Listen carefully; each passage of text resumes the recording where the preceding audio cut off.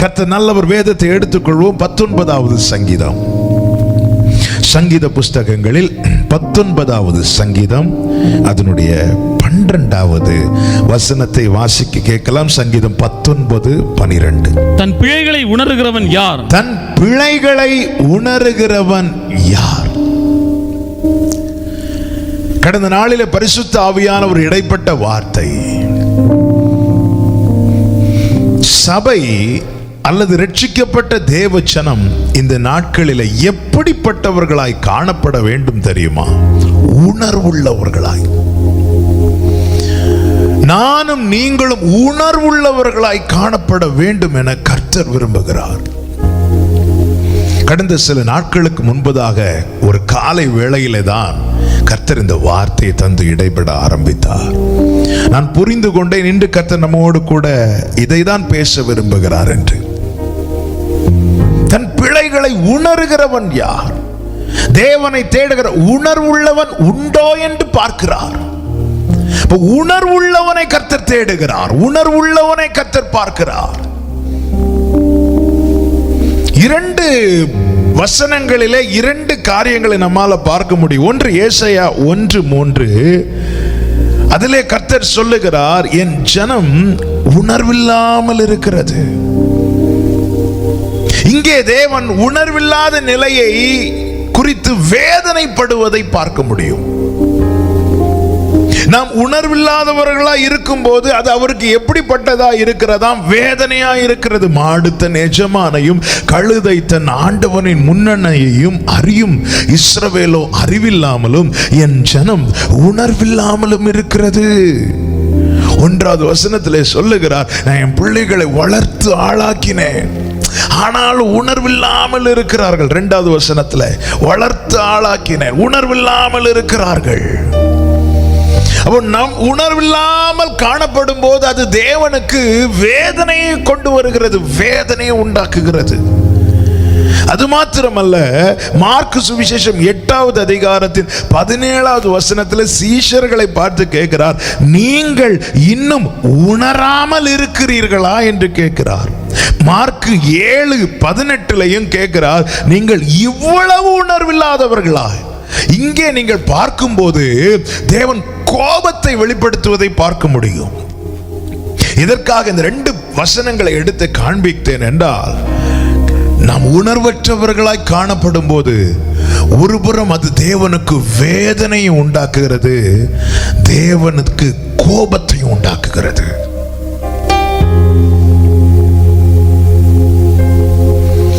உணர்வுள்ளவர்களாய் நாம் எப்பொழுதும் அந்த உணர்வுள்ள அனுபவத்தில் காணப்பட வேண்டும். நாம் உணர்வற்றவர்களாய் காணப்படும் போது அது தேவனுக்கு வேதனை, ஒரு புறம் அது வேதனை உண்டாக்குகிறது. என் ஜனம் உணர்வில்லாமல் இருக்கிறாங்களே, இன்னொரு புறம் கோபத்தை உண்டாக்குகிறது. நீங்கள் இன்னும் உணர்வில்லாமல் இருக்கிறீர்களா?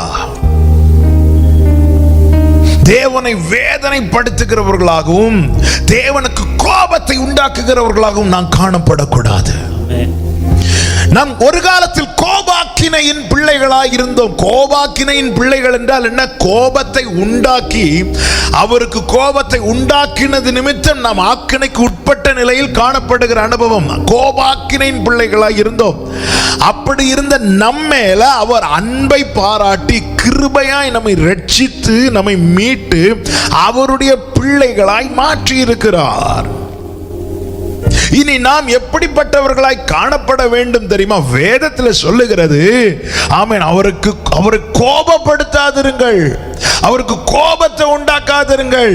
தேவனுக்கு கோபத்தை உண்டாக்குகிற காரியங்களில் ஒன்று என்ன தெரியுமா? உணர்வில்லாமல் இருக்கிற நிலைமை. உணர்வில்லாமல் இருக்கிற நிலைமை கோபத்தை உண்டாக்கும்.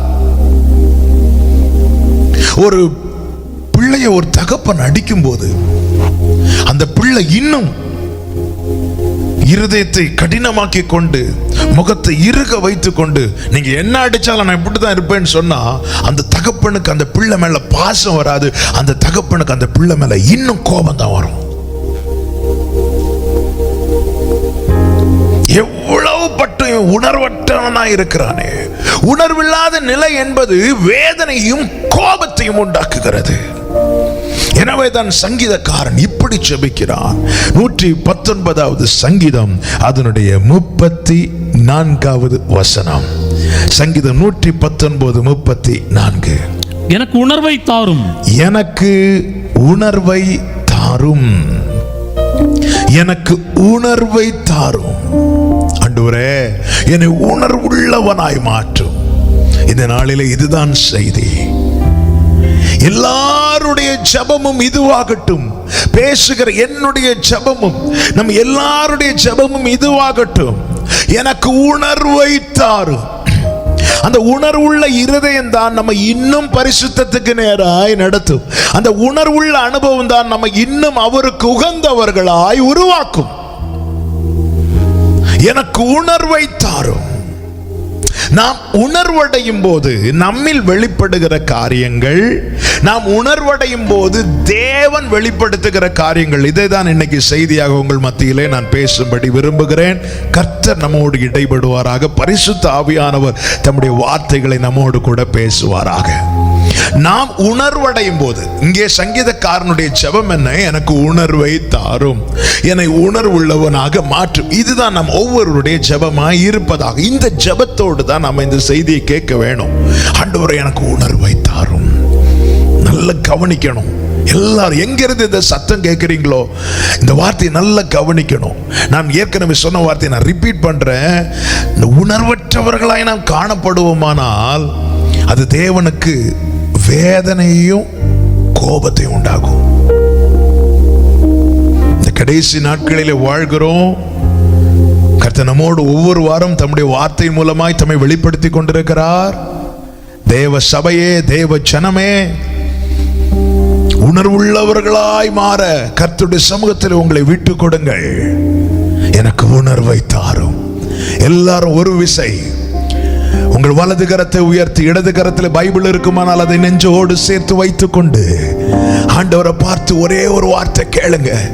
மனதார கேளுங்க. அப்பா, எனக்கு உணர்வை தாரும், எனக்கு உணர்வை தாரும். பரமனே, பரமனே, பலமுறை விழுந்தேனே, தேவனே, தேவனே, தேற்றியே மீட்டிடுவேன். ஆண்டவரே, அடியேனுக்கு இந்த சத்தத்தை கேட்கிற ஒவ்வொருவருக்கும் உணர்வை தாரும், உணர்வை தாரும். உணர்வுள்ள ஜனமா கடைசி வரை இருக்கணும். கிருபை தாரும். ஆமென், ஆமென். உணர்வுள்ளவன் ஆகும்போது நம்மில் வெளிப்படுகிற காரியங்கள், உணர்வுள்ளவனுக்கு தேவன் கொடுக்கிற காரியங்கள், இதை தான் இன்னைக்கு செய்தியாக உங்க மத்தியில் நான் சொல்லும்படி விரும்புகிறேன். ஒரு 7 காரியங்களை நான் சற்று வேகமாகவும் புரியும்படியாகவும் சொல்லி செபிக்க விரும்புகிறேன். நல்ல கவனமா கேளுங்க. உணர்வடைந்தவன் என்ன செய்வான்? எரேமியா 31வது அதிகாரத்தின் 18-19 வசனங்களை வாசிக்க கேட்கலாம். எரேமியா 31வது அதிகாரம் அதனுடைய 18-19 வசனங்கள். நீர் என்னை தண்டித்தீர், நான் பணியாத மாடு போல் அடிக்கப்பட்டேன். என்னை திருப்பும், அப்பொழுது திருப்பப்படுவேன். நீரே என் தேவனாகிய கர்த்தர். நான் திரும்பின பின்பு மனஸ்தாபப்பட்டு கொண்டிருக்கிறேன். நான் என்னை அறிந்து கொண்டதற்கு பின்பு விலாவில் அடித்துக் கொண்டிருக்கிறேன். போதும். உணர்ந்தவன் உடைவான். உணர்ந்தவன் உடைவான், உடைந்தவன் அழுவான். எவன் ஒருவன் உணர்கிறானோ அவன் உடைஞ்சிருவான்.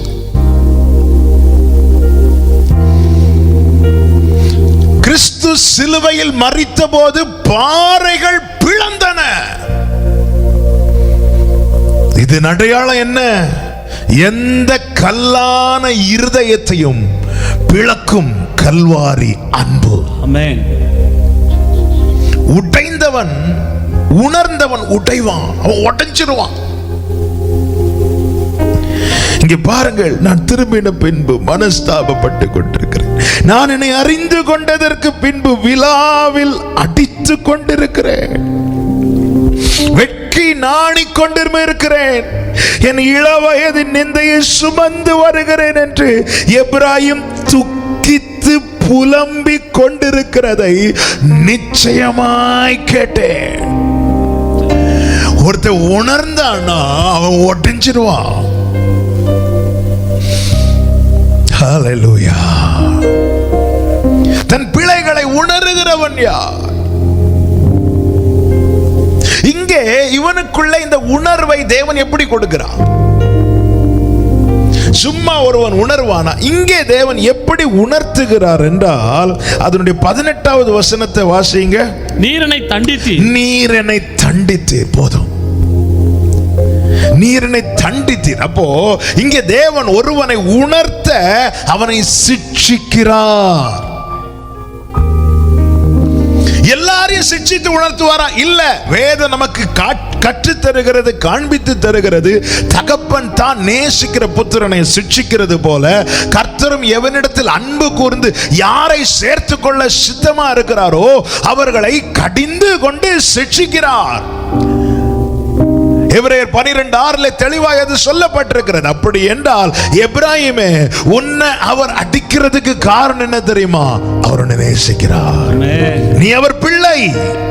எதற்காக இந்த சிக்ஷை? ஆமென், நம்மை உணர்த்துவதற்காக. என கேட்கிற அன்பு சகோதரா சகோதரி, சில சிக்ஷிக்கப்படுகிற நிலையில யாராவது இதை கேட்டுக் கொண்டிருப்பீர்களே ஆனால், கர்த்தர் இந்த நாளில் இந்த வார்த்தையை தருகிறார். உன்னை அழிப்பதற்கான சிக்ஷை அல்ல இது, உன்னை உணர்த்துவதற்கான சிக்ஷை. ஹல்லேலூயா. ஏன் ஆண்டவரே என்னை சிக்ஷிக்கிறீர்? நான் பணியாத மாடு போல் அடிக்கப்பட்டேன். நாம் குணப்பட, நம்மை உருவாக்க தேவன் நம்மை சிட்சிக்கிறார். அந்த சிட்சையை என் வாழ்க்கையில தேவ தண்டனை வரும்போது நான் உணர்வடைவேன். ஆனால் வரும் கோபத்துக்கு நான் நீங்களாக்கி ரட்சிக்கப்படுவேன். அதை இன்னும் ஒரு ஸ்டெப் சொல்ல விரும்புகிறேன். இந்த கிருபையின் நாட்களில் எவன் ஒருவன் சிட்சிக்கப்படுகிறானோ அவன் திருந்துவதற்காக தான் தேவன் சிட்சிக்கிறார். கிருபாசனத்திலிருந்து அவர் அடிக்கும் ஒவ்வொரு அடியும் உனக்கு ஆசீர்வாதமாய் மாறும். கிருபாசனத்திலிருந்து அவர் அடிக்கும் ஒவ்வொரு அடியும் உனக்கு ஆசீர்வாதம். ஆனா நியாயாசனத்தில் நாளை உட்கார போகிறார், அந்த அடி ஒருபோதும் ஆசீர்வாதமாய் இருக்காது. எனவே இன்னைக்கு ஆண்டவர் என்ன அடிக்கிறார், என்ன சிட்சிக்கிறார் சொல்லி அவரை விட்டு தூரம் போய் விடாதே. இன்னும் உன் இருதயத்தை கடினமாக்காதே. எதற்காக சிட்சிக்கிறார்? நீ உணர, நீ உணர்வடைய. லேவியராகமம் 26வது அதிகாரம் அதனுடைய 23வது வசனத்தை வாசியுங்கள். லேவியராகமம் 26:23. நான் செய்யும் தண்டனையினால் நீங்கள் குணப்படாமல் எனக்கு எதிர்த்து நடந்தால் நான் உங்களுக்கு எதிர்த்து நடந்து உங்கள் பாவங்களின் நிமித்தம் ஏழத்தனையாக. அந்த வார்த்தையை பாத்தீங்களா? 23வது வசனம் ஒரு விஷயம் கூட வாசிங்க. நான் செய்யும் தண்டனையினால் நீங்கள் குணப்படாமல் எனக்கு எதிர்த்து நடந்தால். அதன் அர்த்தம் என்ன? தேவன் தண்டிக்கிறது எதற்காக? குணப்பட. பார்வோனை தண்டித்தது போல இஸ்ரவேலரை தண்டிக்கல. பார்வோனை தண்டித்தது அழிக்கிறதுக்கு, இஸ்ரவேலை தண்டித்தது குணப்படுவதற்கு. நான் தண்டனை செய்யும் போது, நான் செய்யும் தண்டனையில நீங்கள் குணப்படாமல் எனக்கு எதிர்த்து நடந்தால் நானும் எதிர்த்து நடப்பேங்கிறார். அப்போ குணப்படும் போது தேவன் நமக்கு அனுகூலமாய் நம்மோடு கூட நடப்பார். அப்போ தேவன் என்ன தண்டிக்கிறது எதற்காக? என் கூட நடக்கிறதற்காக.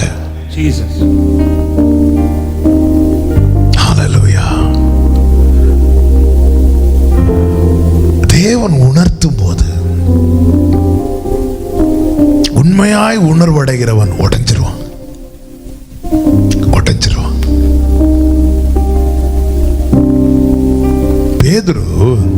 பேதுருட்ட சொல்லுவார், நீங்க வரக்கூடாதுப்பா, இப்போ வராதேன்பார். அதையும் தாண்டி போயிரும். போய் ஒரு சோதனைக்குள்ள அகப்படுத்தப்பட்டான். ஒரு சிட்சை என்று சொல்லலாம். 3 முறை மறுதலிக்க வேண்டிய பரிதாபமான ஒரு சூழ்நிலைக்குள்ளே தள்ளப்பட்டான், சிட்சிக்கப்பட்டான். அந்த சிட்சையின் நடுவில் கர்த்தர் அவனை திரும்பி பார்க்கிறார். அவன் உடைஞ்சிட்டான், உடைந்து விட்டான். வேதம் சொல்லுகிறது மத்தேயு 26 கடைசி 75வது வசனம். மத்தேயு 26வது அதிகாரம் 75வது வசனம்.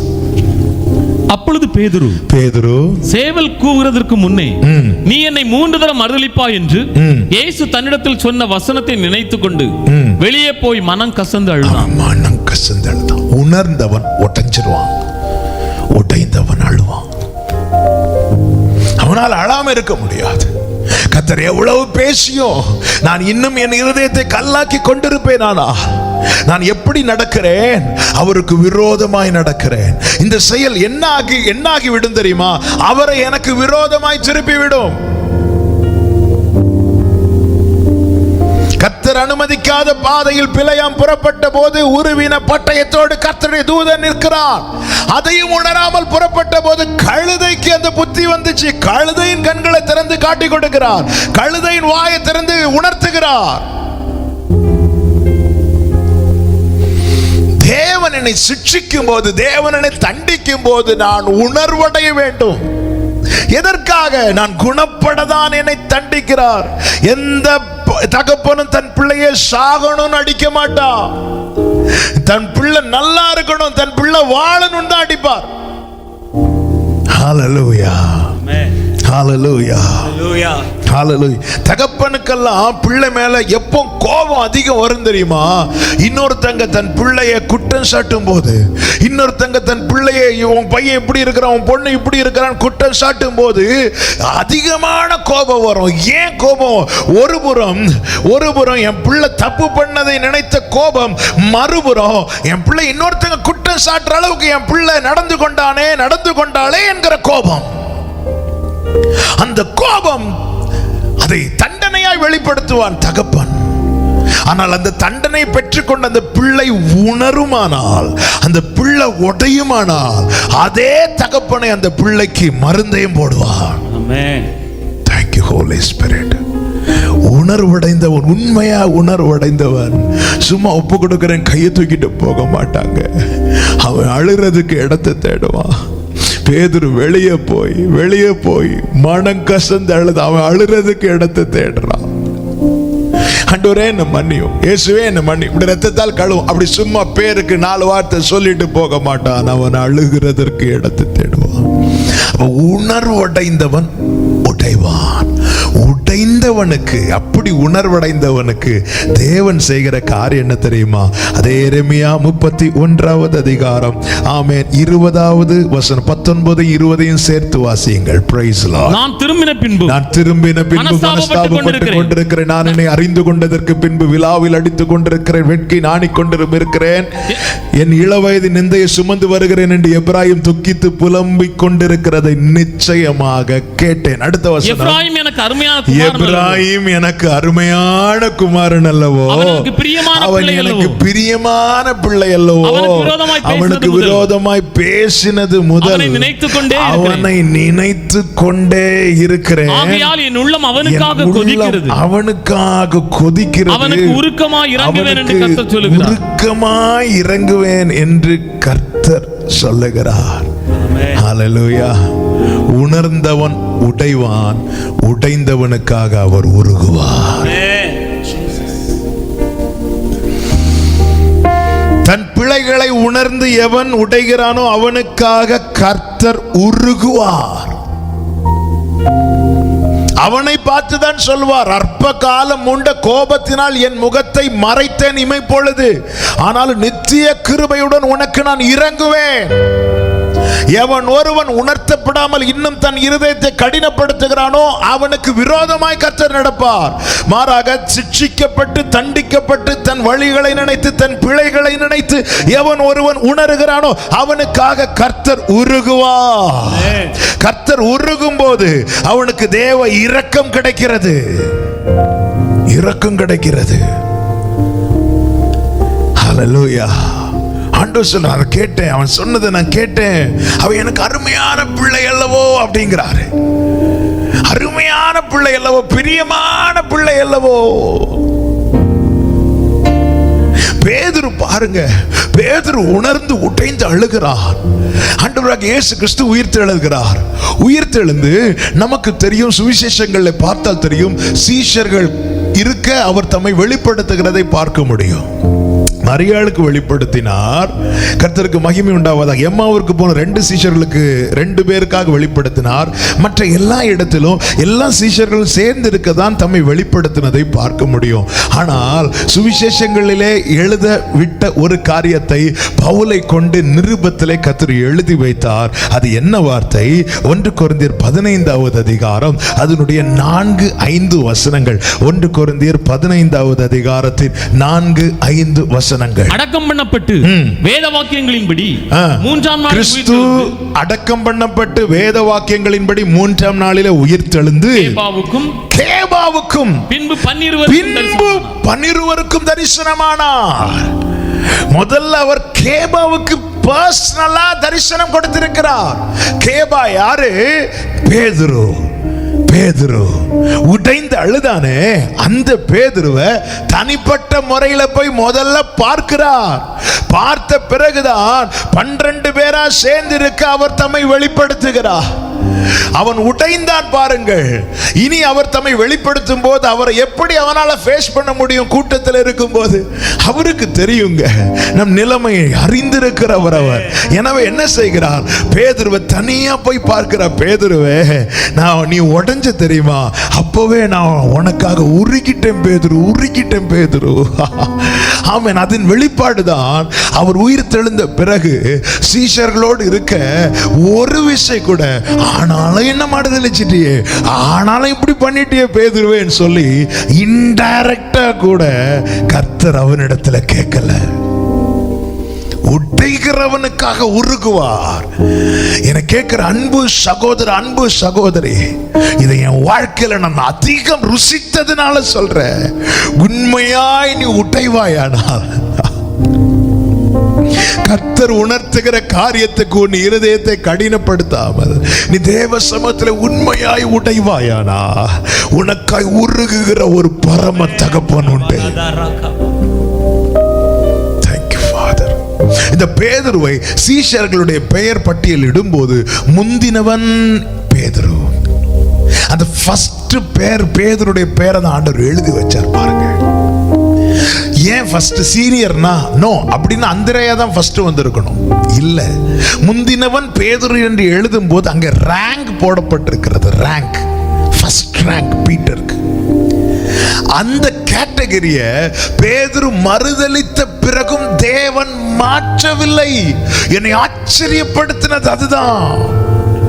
ஒரு தப்பு பண்ணிட்டான், வழி விலகிட்டான், ஆனா தேவன் அங்க சான்ஸ் கொடுக்கிறார். பேதுருவே, உனக்கு நான் வைத்திருக்கிற ஸ்தானம் இன்னும் இருக்கிறது, உனக்கு நான் வைத்திருக்கிற மேன்மை இன்னும் இருக்கிறது, உனக்கு நான் வைத்திருக்கிற மகிமை இன்னும் இருக்கிறது.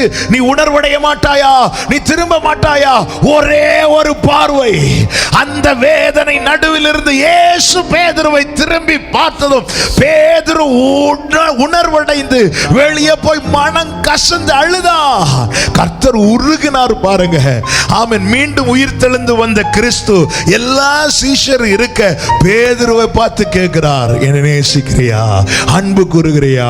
என் ஆடுகளை மேய்ப்பாயாக என்றார். பெந்தேகோஸ்தே நாள் வந்தபோது, ஆமென், பேதுரு மறுதலிக்கு முன்பாக அவனுக்கு கொடுக்கப்பட்ட ரேங்க், ஃபர்ஸ்ட் ரேங்க், முந்தினவன் பேதுரு, முந்தினவன் பேதுரு. பெந்தேகோஸ்தே நாள் வந்தபோது, ஹalleluya, மறுதலிக்காத மற்ற சீஷர்களில் ஒருவனை அவன் தன் ரேங்கை இழந்துட்டான்பா, அவன் கீழே விழுந்துட்டான்பா.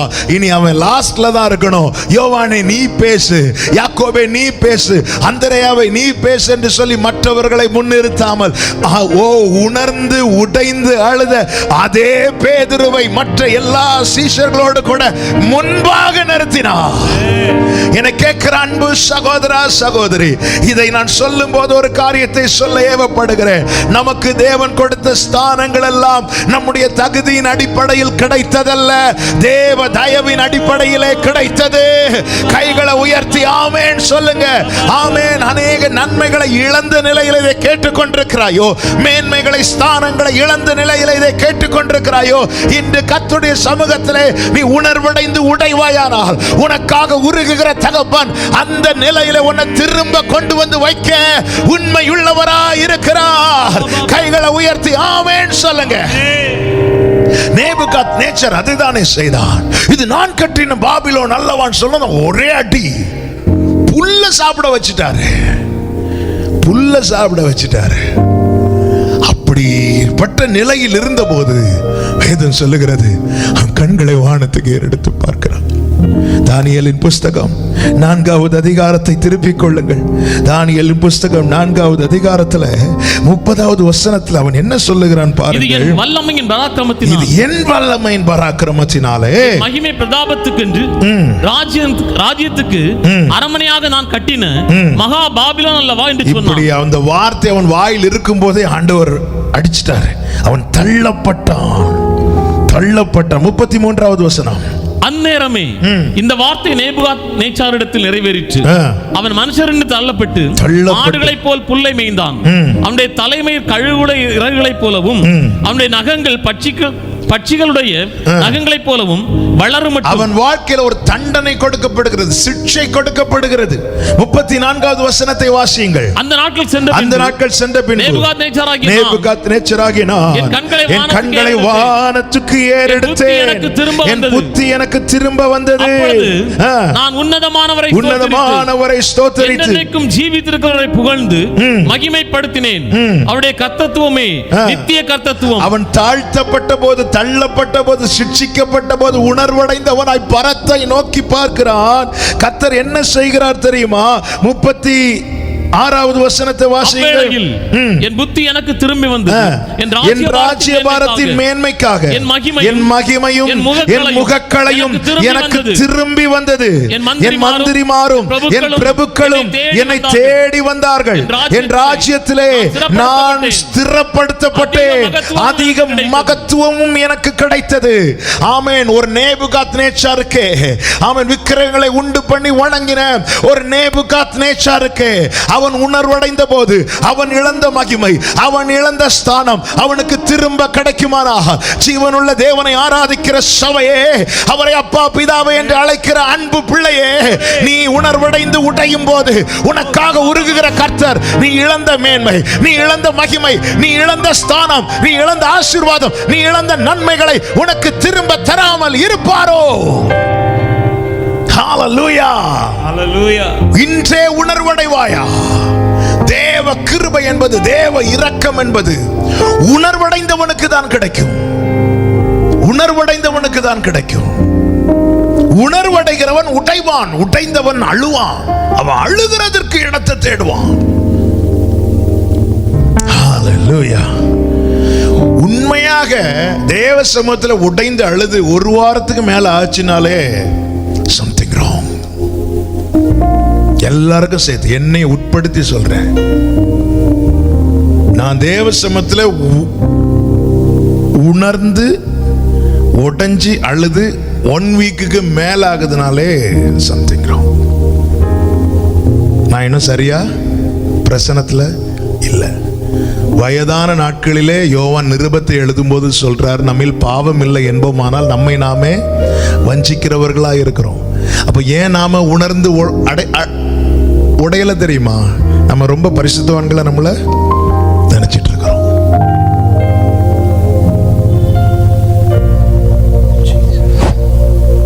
நாம் மீட்கப்பட்டது உண்மை, கழுவப்பட்டது உண்மை, பரிசுத்தமாக்கப்பட்டது உண்மை.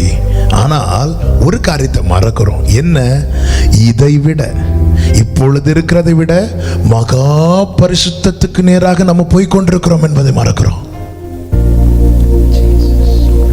மகா பரிசுத்தம். நாம் இப்பொழுது கழுவப்பட்டு பரிசுத்தவான்களை பார்க்கிறோம். இனி நாம் பார்க்க போகிறது மகா பரிசுத்தம் உள்ளவரை. இந்த உணர்வு இருக்கிறவன் தேவ சமூகத்தில் உடைவான், இன்னும் கழுவான். உடைந்தவனுக்காக உனக்காக கர்த்தர் உருகுவார். தண்டிக்கிறது நீ குணப்பட, நீ குணப்படாம அவருக்கு எதிர்த்து நடந்தால் அவரும் எதிர்த்து நடப்பாராம். அப்ப நீ குணப்படும் போது அவர் உன்னோடு நடப்பார். உணர்வடைந்தவன் உடைவான், உடைகிறவனுக்காக அவர் உருகுவார். உருகுவார். என் பிள்ளைப்பா நீ, எப்ராயிம் எனக்கு அருமையான குமாரன் அல்லவோ, பிரியமான பிள்ளை அல்லவோ. என் உள்ள அவனுக்காக கொதிக்குது, அவனுக்காக கொதிக்கிறது. அவனுக்கு நான் உருக்கமா இறங்குவேன். என கேட்கிற அன்பு சகோதரா சகோதரி, அன்பு வாலிப தம்பி தங்கச்சி, அன்பு பெரியோர்களே, ஆமே, அன்பு விசுவாச ஆமே தேவ பிள்ளைகளே, நீங்க உங்கள் நிலை தேவ சமூகத்தில் இருந்து இன்னைக்கு நீங்க ஒரு இந்த சிக்ஷைக்குள்ள இருக்கிறீங்களா? நான் நாள்தோறும் வாதிக்கப்பட்டும் காலைதோறும் தண்டிக்கப்பட்டும் இருக்கிறேன் என்று ஆசாப் சொன்ன அந்த அனுபவத்தில் இருக்கிறீங்களா? எதற்காக? குணப்பட, திருந்துவதற்காக. நீ உன் வழிகளை நினைத்து, உன் பிள்ளைகளை நினைத்து, உன் வழிகளை நினைத்து உணர்ந்து உண்மையாய் உடைவாயானால் உனக்காக உருகுகிற ஒரு கர்த்தர் உண்டு. உணர்வடைந்தவன் உடைவான், அவனுக்காக கர்த்தர் உருகுவார். இரண்டாவது காரியம், சங்கீதம் 32:5 வாசியுங்கள். சங்கீதம் 32:5.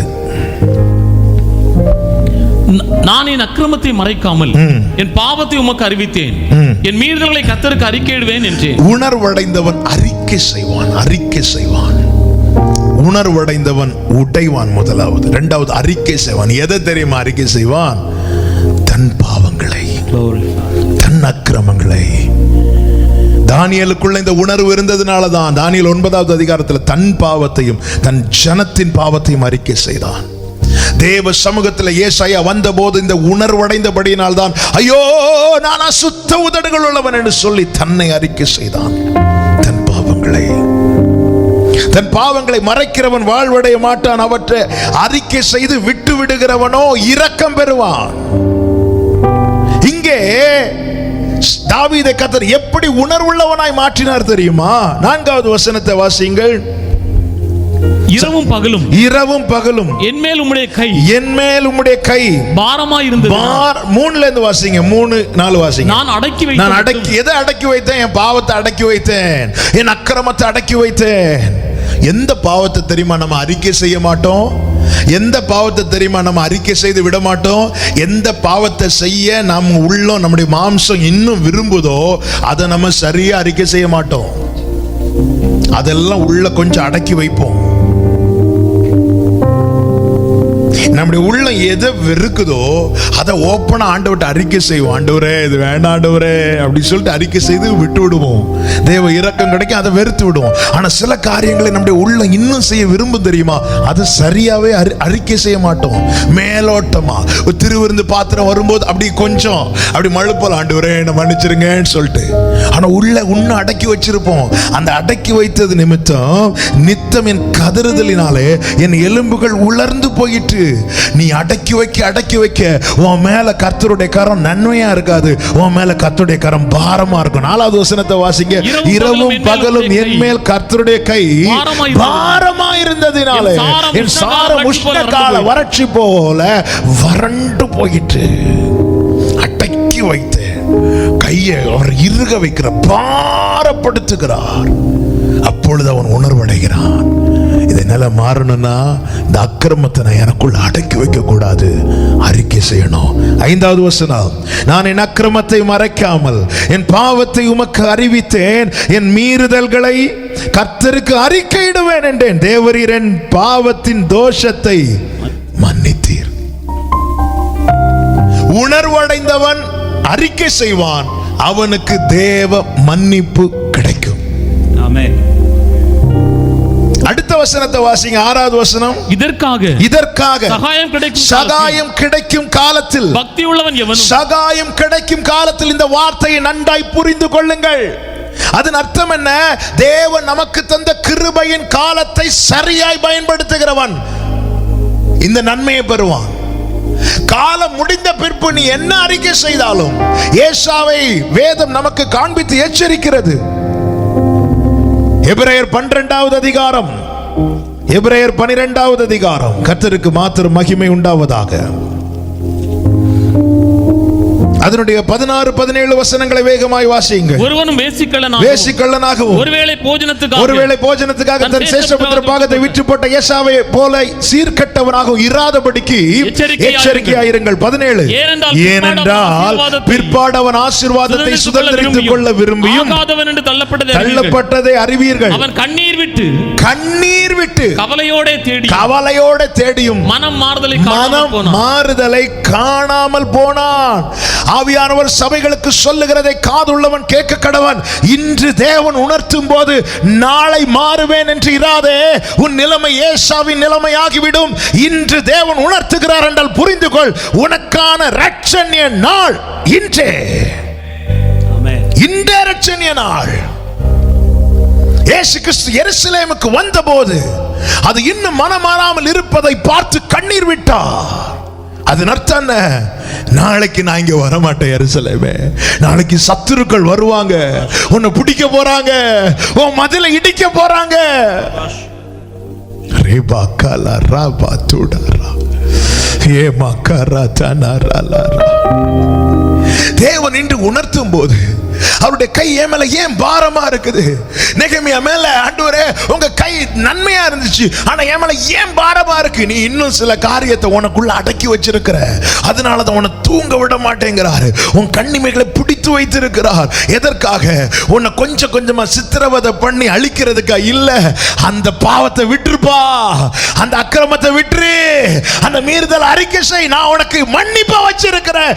சிலுவையில சம்பாதித்த மன்னிப்பை நான் உனக்கு தர விரும்புகிறேன். ஹalleluya. 2 பேர் ஜெபிக்க போனாங்க.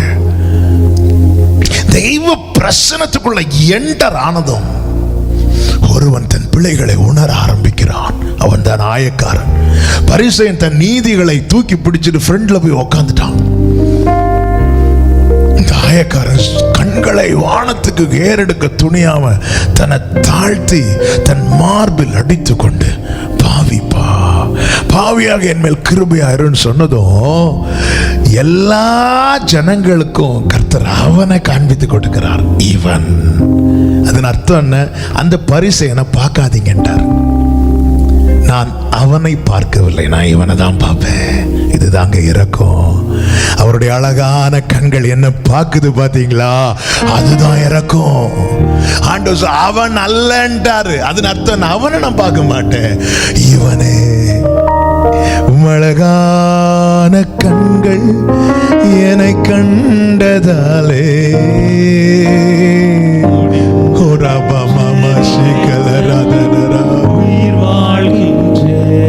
தன் இருதயத்தை கடினப்படுத்தி வாழ்கிறவனை கர்த்தர் பார்க்க விரும்ப மாட்டார். அவன் அல்ல, அவனை எனக்கு பார்க்க பிடிக்கலன்றார். இவனே அவர் பார்த்ததும் அல்லாமல் தன்னை கேட்ட எல்லாரையும் அவனை எப்படி பார்க்க வைக்கிறார் தெரியுமா? நீதிமானா பார்க்க வைக்கிறார். இதுதாங்க இரக்கம். இதுதாங்க இரக்கம்.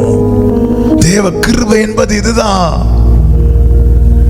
நீ ஒன்ன தேவ சமூகத்துல நீ ஒன்ன சரியா பார்க்க ஆரம்பிச்சிட்டேன்னா உலகத்தை ஒன்ன நீதிமானா பார்க்க வைப்பார். உணர்கிறவன் அறிக்கை செய்வான். மூன்றாவது அப்போஸ்தலர் 2வது அதிகாரம் அதனுடைய 37வது வசனம்.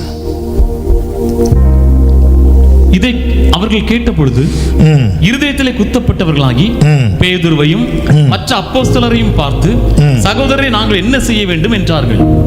உணர்வுள்ளவன் தேடுவான். எதை தேடுவான்? ஜீவ மார்க்கத்தை தேடுவான். பெந்தேகோஸ்தே நாளில் மேல் வீட்டறையில் பரிசுத்த ஆவியானவர் வந்து இறங்குகிறார். மேல் வீட்டறையில் இருந்த 120 பேரும் பரிசுத்த ஆவியினால் நிரப்பப்பட்டவர்களாய் தங்களுக்கு அருளப்பட்ட வரங்களின்படி வெவ்வேறு பாஷைகளினாலே அந்நிய பாஷையினாலே பேசி தேவனை மகிமைப்படுத்த ஆரம்பித்த போது பெந்தேகோஸ்தே நாளா இருந்தபடினாலே ஆயிரக்கணக்கான ஜனங்கள் எருசலேம் பட்டணத்தில் இருந்தார்கள். அவர்கள் இந்த வீட்டை சூழ நிற்கிறார்கள். சிலர் பரியாசம் பண்ணார்கள், சிலர் ஆச்சரியப்பட்டார்கள், சிலர் பிரமித்தார்கள். அது நடுவிலே பேதுரு 11 பேரோடு கூட எழுந்து நின்று ஆண்டவராக இயேசு கிறிஸ்துவை குறித்து சுவிசேஷத்தை பிரசங்கிக்கிறான். அவன் அப்படி சுவிசேஷத்தை பிரசங்கித்ததை கேட்டபோது அந்த கூட்டத்தில் இருந்த அநேகருடைய இருதயம் குத்தப்பட்டது. குத்தப்பட்டது. வார்த்தையினாலே இங்கே தேவன் உணர்வுள்ளவனாக்குகிறார். சுவிசேஷத்தினாலே சிக்ஷையை தேவன் தருகிறது உணர்வுள்ளவனாக. கரத்தை நம்மேல் பாரமாய் வைப்பது உணர்வுள்ளவனாக்க. இங்கே தேவன் வார்த்தையின் மூலமாய், வசனத்தின் மூலமாய், உபதேசத்தின் மூலமாய் உணர்வுள்ளவனாக்குகிறார். எல்லாரும் உணர்வடைந்தாங்களா? இல்ல. ஆனா அநேகர் உணர்வடைந்தாங்க. உணர்வடைந்தவன் தேடுவான். எதை தேடுவான் தெரியுமா? இதுல இருந்து தப்புறதுக்கு வழி இருக்கிறதா? இதுல இருந்து மாறுறதுக்கு சான்ஸ் இருக்குதா? இதுல இருந்து மீட்கப்பட வாய்ப்பு இருக்கிறதா? உணர்வடைந்தவன் உடைவான். உணர்வடைந்தவன் தெரிவிப்பான், அறிவிப்பான், பாவத்தை அறிக்கை செய்வான். உணர்வடைந்தவன் தேடுவான், வழியை தேடுவான், ஜீவ மார்க்கத்தை தேடுவான். இதுல இருந்து தப்புறதுக்கு எனக்கு ஏதாவது வழி இருக்கிறதா? வழி உண்டு.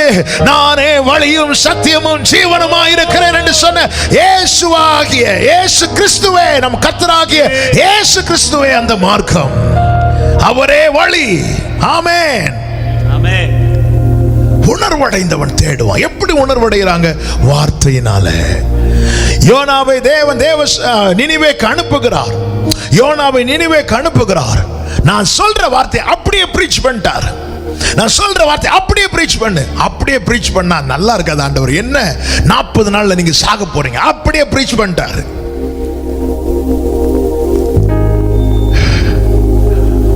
ஆமென். ஆண்டவர் சொல்ற வார்த்தை எல்லாம் என்னையும் உட்படுத்தி சொல்றேன். அவர் சொல்ற வார்த்தையெல்லாம் அப்படியே தேசத்துல பிரசங்கிக்கப்பட்டிருந்தா தேசம் என்னைக்கு உணர்வடைந்திருக்கும்.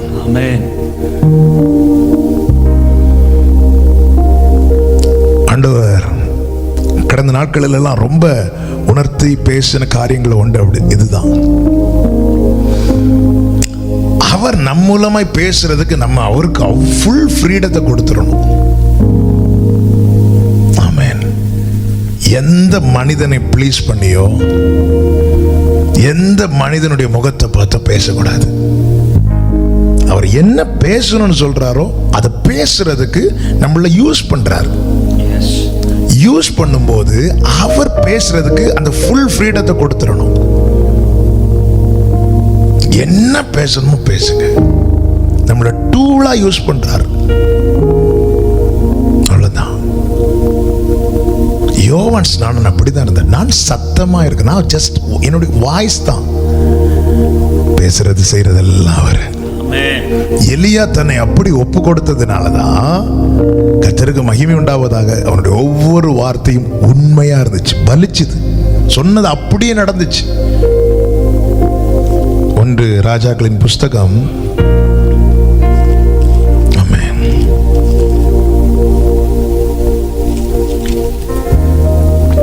அதனுடைய 17வது அதிகாரம் 16வது வசனம். இது செய்தி அல்ல, கர்த்தர் எலியாவை கொண்டு இது பேச ஆண்டவர் உணர்த்தினபடினால பேசுகிறேன்.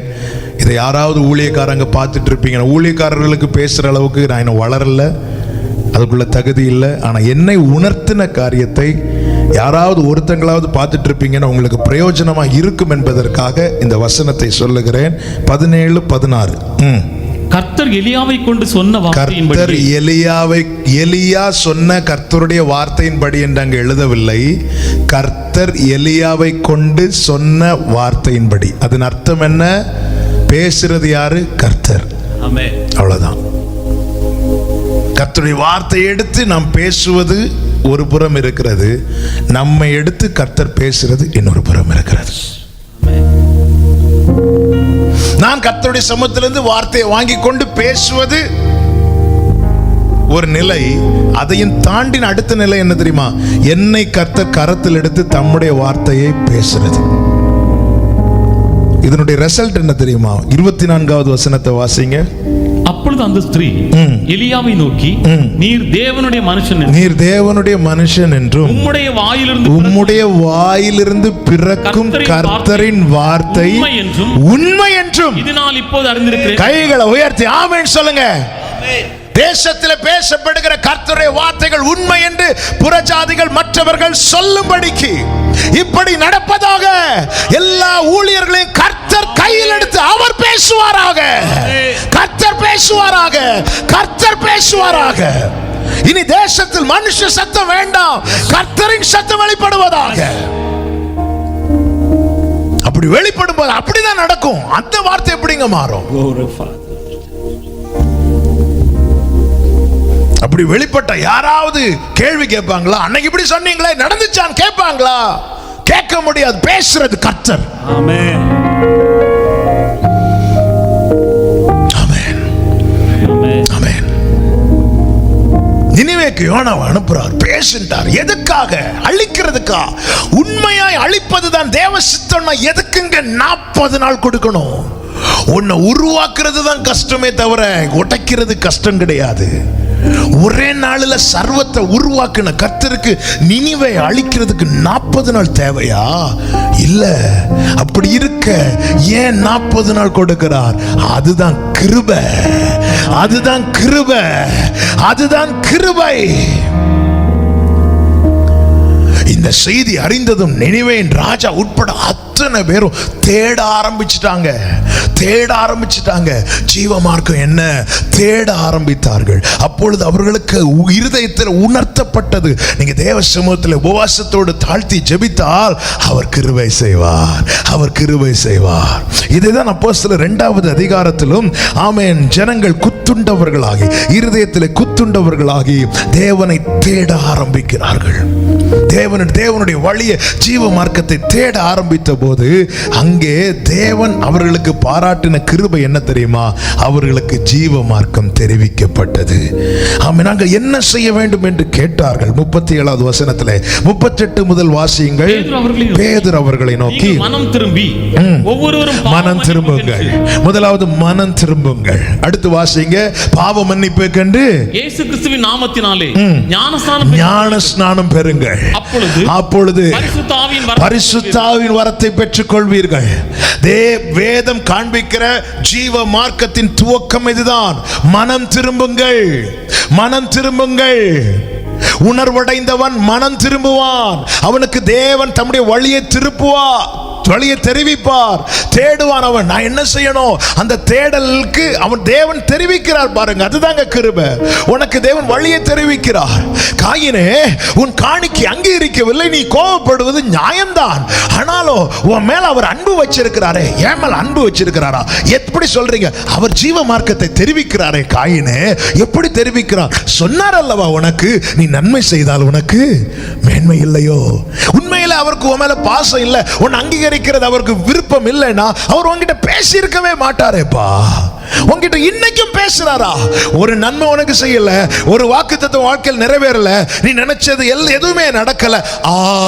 ஆனாலும் இன்னைக்கும் கர்த்தர் உன்கிட்ட பேசுறாரா? என்னால உறுதியா சொல்ல முடியும், அவர் உன்னை ரொம்ப நேசிக்கிறார். அவர் உன்னை ரொம்ப நேசிக்கிறார். ஆமென்.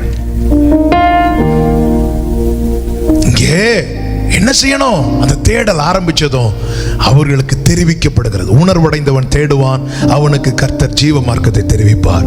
மனம் திரும்பு, ஞானஸ்நானம் பெறு, பரிசுத்தாவின் அபிஷேகத்தை பெற்றுக்கொள். அது மாத்திரமல்ல, அடுத்த வசனத்தை வாசிங்க.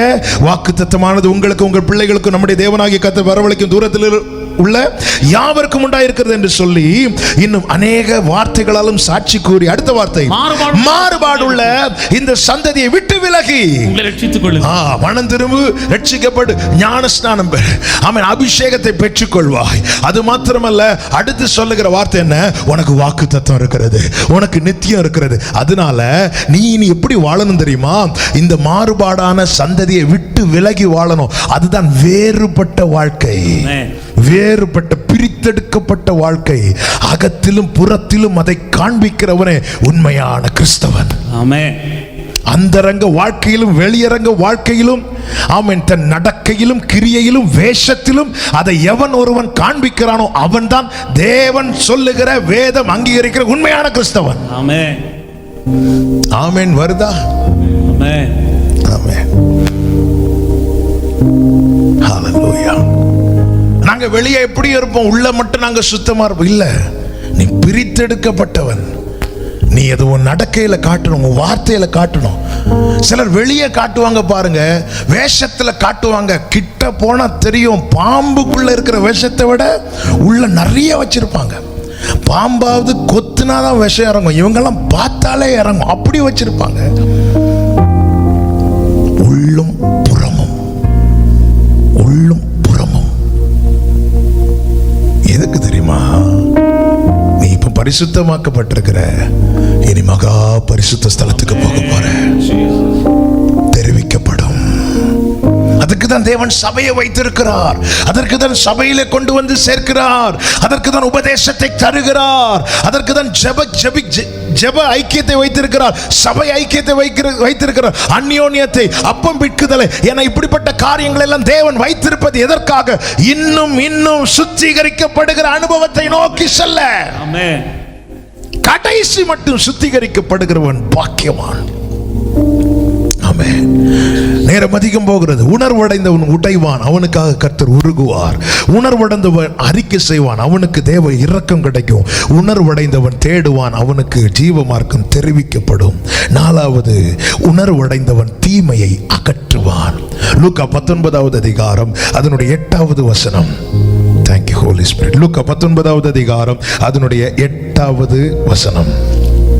சகையு நின்று கர்த்தரை நோக்கி, ஆண்டவரே, என் ஆஸ்திகளில் பாதியை ஏழைகளுக்கு கொடுக்கிறேன். நான் ஒருவனிடத்தில் எதையாகிலும் அநியாயமாய் வாங்கினது உண்டானால் நாலத்தனையாக திரும்ப செலுத்துகிறேன் என்றான். இங்கே சகைவுக்கு ஒரு உணர்வு வந்துட்டு, என்ன உணர்வு வந்துட்டு தெரியுமா? ஐயோ, நான் எவ்வளவு நாள் எப்படி இருந்தேன், என் வீட்டுக்குள்ள ஃபுல்லா தீமை இருக்குது அப்படி சொல்லிட்டு அவன் நின்று அப்படின்னு. அப்போ இன்னும் உட்காரல, வீட்டுக்கு வாசல்ல நின்று சொன்னானா இல்ல வீட்டுக்குள்ள கூட்டிட்டு போய் சொன்னானான்னு தெரியல. ஆன் த வேல அவன் சகையோடு நடந்து வரும்போது நின்னுட்டு இயேசு எப்படி பார்க்கறான். இயேசு இப்படி பார்த்திருப்பார், எனக்குள்ளமானவன் அல்லவா, இப்படி பார்க்கறான். இயேசு, என்னப்பா ஆண்டவரே, நான் எல்லாத்தையும் கொடுத்துறேன் ஆண்டவரே, நான் அநியாயமா வாங்கினதுல நாலத்தினே நான் திருப்பி கொடுத்துறேன் அப்படி சொல்லி ஆண்டவர்கிட்ட சொல்றான். இந்த உணர்வு அவனுக்குள்ள எப்படி உண்டானது? முதலாவது உணர்வு உண்டாக தேவன் என்ன செய்தார்? சிட்சித்தார். அடுத்து கையை பாரமா வைக்கிறார், அடுத்து வசனத்தை அனுப்புகிறார். இல்ல, 4வது இங்கே தேவன் எப்படி அவனுக்குள்ள இந்த உணர்வை கொடுத்தார் தெரியுமா? இதை நீங்க வாசிக்கும் போது தெரியும். இங்கே அவன் உணர காரணம் அவருடைய பாசம். ஆமென். பாசம், பாசத்துல கொன்னுட்டார். சுலைமித்தியால் சொல்றா, நேசத்தினால நான் சோகம் அடைஞ்சிட்டு டயர்ட் ஆயிட்டேன். நான் ஒரு பாஸ்டருடைய பையன், எங்க அப்பா பாஸ்டர் ஜாய்சன். பாஸ்டருடைய பிள்ளைங்கள்ல யாராவது ஒரு ஆள் பாஸ்டரா மாறுவது என்பது நடக்கிற காரியங்கள் உண்டு. ஆனா என்னால உறுதியா சொல்ல முடியும், நான் ஒரு பாஸ்டருடைய பையங்கிறதுனால நான் இந்த ஊழியத்துக்கு வரல. ஏன்னா ஊழியத்துக்கு வரவே கூடாதுன்னு சின்ன வயசுல இருந்தே உறுதியா இருந்தவன். ஏன்னா எனக்கு என் லைஃப் தெரியும், எங்க அப்பாவுடைய லைஃப் தெரியும், அவங்க ஆண்டவருக்காக நிக்கிற வைராக்கியம், பட்ட தியாகங்கள் எல்லாம் தெரியும். அதுல போய் ஒரு பாஸ்டர் பையங்கிறதுனால. ஆனா இன்னைக்கு ஊழியத்தை தவிர வேற எதுவுமே செய்யக்கூடாதுங்கிறதுல உறுதியாய் பிடிக்கிறதுக்கு காரணம் ஒன்னே ஒண்ணுதான். அவர் நேசத்துல, பாசத்துல என்ன சொல்ல கொன்னுட்டாரு. ஆமென். நேசம்னா நேசம். எனில் என்ன கண்டீர் என்னை நேசிக்க, இப்பாவிக்கு தகுதி இல்லையே, என் பலவீனம் அறிந்தும் நீ நேசித்தீர், என் குறைகள் தெரிந்தும் நீர் நேசித்தீர். எனில் என்ன கண்டீர் என்னை நேசிக்க, இப்பாவிக்கு தகுதி இல்லையே, என் இயேசுவே. இந்த பாசம் அப்படி நெருக்கு, அன்பு. பவுல் சொல்றாரு, பவுல் இவ்வளவு ஊழியம் செய்யறது காரணம் அந்த அன்பு நெருக்குது. அது அன்பு நெருக்குன போது, அப்பா நான் வாழ்ந்தா அவங்க ஊழியம் செய்யணும், இல்லைடா வாழக்கூடாது அப்படிங்கிற ஒரு நிலையில என்ன ஆர்டர் கொண்டு விட்டார். நான் வாழ்ந்த இந்த பூமியில நான் வாழ்ந்த உங்களுக்கு ஊழியம் செய்யல வாழக்கூடாது.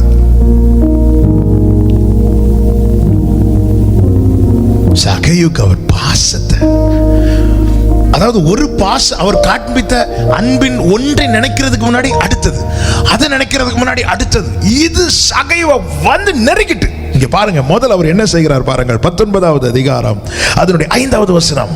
இயேசு அந்த இடத்தில் வந்தபோது, இயேசு அந்த இடத்தில் வந்தபோது, எந்த இடத்தில் வந்தபோது? 4வது வசனத்தை வாசிங்க. அவர் போகும் வழியில் முன்னாக ஓடி அவரை பார்க்கும்படி ஒரு காட்டத்தி மரத்தில், ஒரு காட்டத்தி மரம் இருக்கிறது, அந்த மரத்தின் மேல ஏறி சகைவு இருக்கிறான். இப்பொழுது இயேசு நடந்து வருகிறார், திரளான கூட்டம் வருகிறார்கள். இயேசு அந்த இடத்தில் வந்தபோது, அந்த மரம் நின்ற இடத்தில் வந்தபோது, சகைவு எந்த மரத்துல ஏறி இருக்கிறானோ அந்த இடத்தில் வந்தபோது அவர் செய்கிற முதல் காரியம் என்ன தெரியுமா? அண்ணாந்து பார்த்து. அண்ணாந்து பார்த்து என்ன அர்த்தம்? அவர் அங்க இருந்தே இப்படி பார்த்துட்டு வரல, அந்த இடத்துல வந்த பிறகு பார்க்கிறார். அதன் அர்த்தம் என்ன? சகைவை தேடுறார். ஆமென். அவர் என் மேல காண்பித்த முதல் பாசம் என்ன தெரியுமா? என்ன தேடுறது, என்ன தேடுறாரு. யாரும் அறியாத என்ன நன்றாய் அறிந்து தேடி வந்த நல்ல நேசரே. தேடி அண்ணாந்து பார்த்து, அடுத்த வார்த்தை அவனை கண்டு. அவர் என்னையா தேடுறார் அவன் நினைக்கிறதுக்கு முன்னாடி அவனை பார்த்தாச்சு. அன்பு மேல அன்பு, அன்பு மேல அன்பு, பாசத்தால மூழ்கடிக்கிறார். அவன் அண்ணாந்து பார்த்து, ஏ இவனா இருக்கிறான்னு சொல்லிட்டு உடனே முகத்தை திருப்பல. ஏன் திருப்பல தெரியுமா? அவனை தான் தேடிட்டு இருக்கிறார்.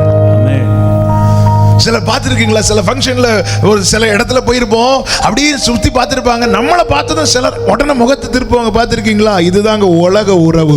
ஆனா உன்னத உறவு அப்படி திருப்பாது. ஏன்னா நம்மளை பார்க்கறதுக்காகவே அவர் இறங்கி வந்தார். அவன் அண்ணாந்து பார்த்து அவனை கண்டு, அடுத்த வார்த்தை சகையுவே. சகையுவே சீக்கிரமா இறங்கி வா, சீக்கிரமா இறங்கி வாங்கிறார். பேர் சொல்லி அழைக்கிறார். அண்ணா தேடுறார். என்ன தேடுறதே பெரிய விஷயம். என்ன பார்க்கிறார். என்ன பார்க்கிறது அதுக்கு மேல. அது மாத்திரமல்ல, இவன் யார் இந்த குள்ள மனுஷன்? இவன் யார் இப்படி சர்க்கஸ் பண்ணிட்டு இருக்கான்? ஒரு சின்ன பிள்ளை மரத்துல ஏறுறது வேறங்க. ஒரு தேசத்துல ஒரு பெரிய பதவியில இருக்கிற ஒருத்தர் இல்ல, டாக்ஸ் கலெக்டர், அவன் மரத்துல இருக்கிறான்னா கண்டிப்பா பார்த்த உடனே நமக்கு என்ன வரும்? சிரிப்பு தான் வரும். உங்க வீட்டில் இருக்கிறீங்க, உங்களை தேடி ஒருத்தங்க ஒரு பெரிய விஐபி வராங்க. நீங்க உங்க வீட்டில் ஒரு தென்னை மரம் இருக்குன்னு வைங்களாம். அதுல யார் இருந்துட்டு, இப்ப நான் தான் வரேன்னு வைங்களேன், உங்க வீட்டுக்கு ப்ரேயருக்கு வரேன். நீங்க தென்னை மரத்துல இருந்துட்டு நான் கீழே வந்து பாஸ்டர் பிரைஸ்லான்னு சொன்னா நான் உடனே என்ன சொல்லு? எனக்கு பார்த்த உடனே என்னதான் வரும்? சிரிப்பு தான் வரும். அவன் மற்ற எல்லாரும் பார்த்து சிரிச்சிருப்பாங்க. கொஞ்ச நேரம் சிரிச்சு முடிச்சதுக்கு அப்புறம் தான் இவர் பார்த்தோன்னு சகையுண்டார். பக்கத்தில் யார்கிட்டையும் பேர் கேட்கல. கேட்டிருந்தா பேர் சொல்லியிருக்க மாட்டாங்க, பாவின்னு சொல்லியிருப்பாங்க. என்னை பத்தி யார்கிட்ட அவர் கேட்க மாட்டார். என்னை பத்தி அவருக்கு தெரியும். என்னை பத்தி அவருக்கு தெரியும். ஹல்லேலூயா. ஆமென். அன்பு மேல அன்பு காட்டுறார். பேரு சொல்றாரு. அடுத்து அவனோட போகிறார். பேர் சொல்லி அழைக்கிறார். உன் வீட்டுக்கு நான் போறேன், நான் வரேன்பா. அவன் இறங்கி வரான். அவன் கூட நடக்கிறார். நம்ம கூட சிலருக்கு வர்றது ரொம்ப அசிங்கமா இருக்குல்ல. நம்ம பேரை சொல்லி கூப்பிடுறதுக்கே சிலருக்கு அசிங்கமா இருக்குல்ல. நம்ம பேரை அவங்க போன் நம்பர்ல சேவ் பண்றதுக்கு, போன்ல நம்ம நேம சேவ் பண்ணி வைக்கிறதுக்கு அசிங்கமா இருக்குல்ல. அவர் அப்படி இல்லை. இந்த பாசத்துக்கு மேல பாசம், அன்பு மேல அன்பை காட்டி அவனை நாலா பக்கத்திலையும் நேசத்தால நெருக்கின போது அவன் உணர்வு அடைகிறான்.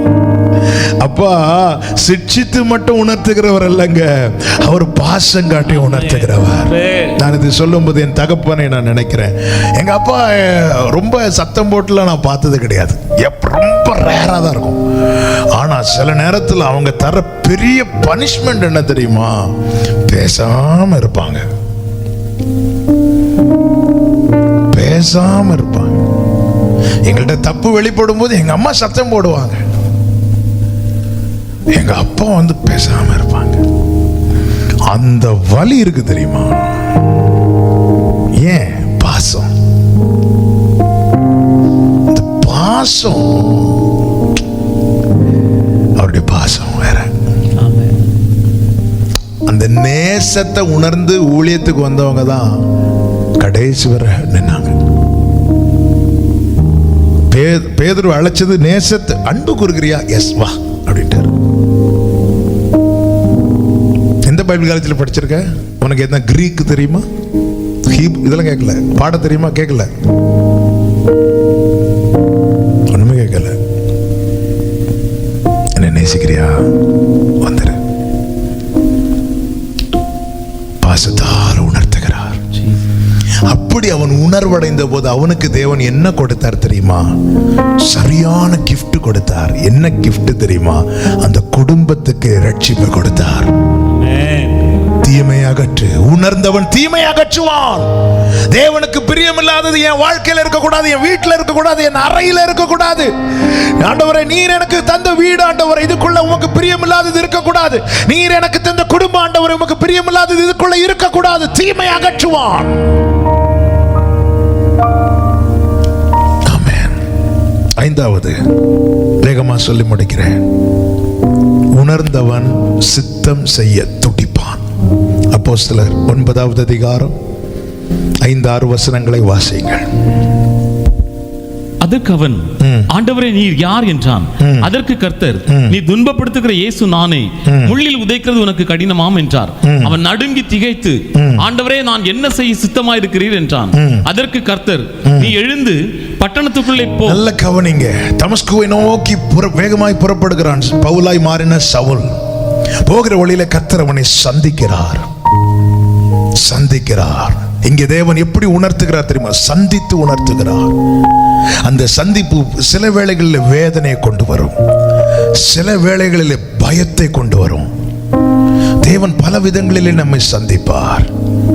வழி மாறி போகும்போது அவருடைய சந்திப்பு நமக்குள்ளே சற்று வேதனையும் பயத்தையும் கொண்டு வரும். ஆனா அந்த சந்திப்பு மட்டும் இல்லைன்னா நம்முடைய வாழ்க்கை அவுட்டு. இந்த ஒரு என்கவுண்டர் நம்முடைய லைஃப்ல, இந்த ஒரு சந்திப்பு நம்முடைய வாழ்க்கையில உண்டாக வேண்டும். அப்படி யார் வாழ்க்கையில காணப்படுகிறதோ அவர்கள் பாக்கியவான்கள். சொல்லிட்டு என்னை ஏன் துன்பப்படுத்துறேன்னு கேட்கிறார். இது பல விதங்களிலே இந்த வசனங்கள் வியாக்கியானிக்கப்பட்டாலும் பிரசங்கிக்கப்பட்டாலும், இந்த செய்திக்காக நான் தியானித்த போது ஆண்டவர் என்கிட்ட சொன்ன காரியம், எனக்கு உணர்த்தின காரியம், நீ துன்பப்படுத்துகிற இயேசு நானே அப்படிங்கிறார். 4வது வசனம், ஏன் துன்பப்படுத்துற, நீ துன்பப்படுத்துறன்னு சொல்லிட்டு, அப்படி நான் உங்களை என்ன ஆண்டவரை துன்பப்படுத்துறேன்னு கேட்கறதுக்கு முன்னாடி ஆண்டவர் சொல்றாரு, முள்ளில் உதைக்கிறது உனக்கு கடினமா. நல்ல கவனிங்க. முள்ளுல உதைச்சா யாருக்குங்க வலிக்கும்? நான் இருக்கிறேன், என் தம்பி இருக்கிறான்.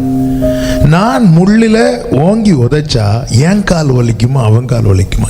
என் கால் தான் வலிக்கும்.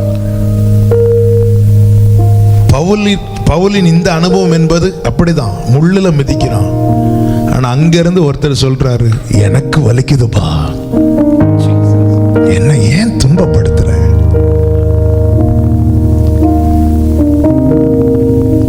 சிலர் இந்த தப்பை அநேக செய்வாங்க. கோபம் வரும்போது தங்களையே காயப்படுத்துகிறவர்கள், தங்கள் மார்பில் அடிக்கிறவர்கள், தங்கள் சரீரத்தை கீறிக் கொள்ளுகிறவர்கள், அங்கு வலிக்கும். ஒரு விஷயம், அவர் நமக்காக அடிக்கப்பட்டார். மீண்டும் மீண்டும் அவரை அடிக்கும்படியான செயலை, காயப்படுத்தும்படியான செயலை செய்யாதிருங்கள். இங்கே சந்திக்கிறார்.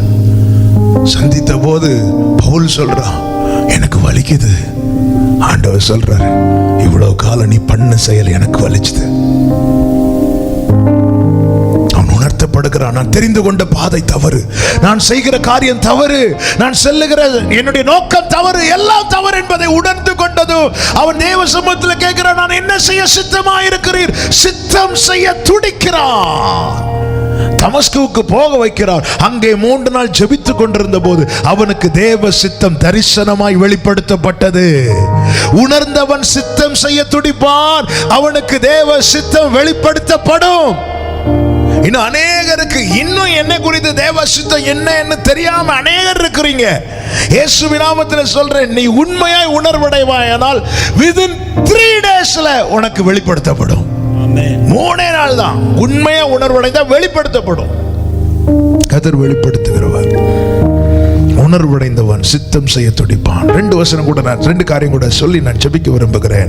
6வதாக உணர்வடைந்தவன் சகோதரரோடு ஐக்கியமா இருப்பான். ஆதியாகமம் 45வது அதிகாரம் 15வது வசனம். ஆதியாகமம் 45:15. பின்பு தன் சகோதரர் யாவரையும் முத்தம் செய்து அவர்களையும் கட்டிக்கொண்டு அழுதான். அதற்கு பின் அவன் சகோதரர் அவனோட சம்பாஷித்து. இந்த சம்பவம் தெரியும். யோசேப்பு சகோதரர்கள் யோசேப்புக்கு ஒரு தீமையான காரியத்தை செய்வாங்க 17வது வயதுல. அதன் பிறகு சகோதரர்களை 22 வருஷம் கழித்து பார்க்கிறான். பார்த்த உடனே நடந்த சம்பவம் அல்ல இது. தெரிந்த வேத பகுதியானதுனால நான் வசனம் எடுக்கவில்லை, நேரம் போய்விட்டதுனால நான் அதை சொல்லிவிடுகிறேன். 22 வருடம் கழித்து சகோதரர்களை பார்க்கிறான். எப்படி 22 வருடம் கழித்து? 17வது வயசுல சகோதரர்கள் யோசேப்பை விற்று விட்டார்கள். 30வது வயதிலே பார்வோன் சமத்துல நிற்கிறான். இப்பொழுது 13 வருஷம் ஆச்சு. 17லேருந்து 30. அது போக 7 வருடம் செழிப்பு. 13, 7, 20 வருஷம் ஆச்சு. 2 வருஷத்துக்கு பிறகு திரும்பி வராங்க. பஞ்சம் உண்டாகி 2 வருடம் கழித்து ஆகாரம் எல்லாம் தீர்ந்த பிறகு யாக்கோபு சகோதரர்களை அனுப்பி விடுகிறார். அப்போ 22 வருடம் கழித்து சகோதரர்களை யோசேப்பு பார்க்கிறான். பார்த்ததும் அவன் கட்டிப்பிடித்து அளவில்லை, பார்த்ததும் கடினமாய் நடக்க ஆரம்பித்தான். ஏன் தெரியுமா? அன்னைக்கு சகோதரர்கள் செய்தது. 3 நாள் காவல் அடைத்து வைக்கிறான். 3வது நாள் முடிச்சுட்டு வந்து ஒரே ஒரு வார்த்தையை சொல்லுவார் பாருங்க. ஆதியாகமம் 42:18 வாசியுங்கள். ஆதியாகமம் 42:18. 3ஆம் நாளிலே யோசேப்பு அவர்களை நோக்கி, நான் தேவனுக்கு பயப்படுகிறவன். நான் தேவனுக்கு பயப்படுறவன். அதுக்கு மேல அந்த கசப்பை, அந்த வைராக்கியத்தை யோசேப்பால வெளிப்படுத்த முடியல. அப்போ இங்கே இவன் எப்படி உணர்த்தப்பட்டிருப்பான்? தேவனுக்கு பயப்படுகிறவன் நிச்சயமாய் தினமும் ஜெபிக்கிறவனா இருப்பான். தினமும் ஜெபிக்காதவன் தேவனுக்கு பயப்படாதவன்.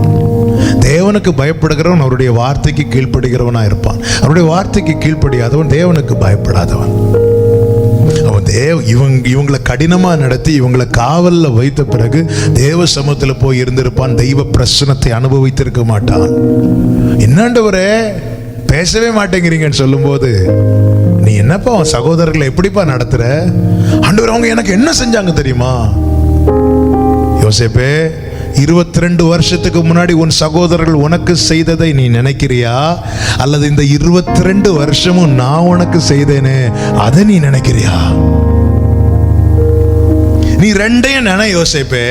அவங்க செய்த தீமை நிறையவா, நான் உனக்கு செய்த நன்மை அதிகமா? இதை நினைச்சு டிசைட் பண்ணு.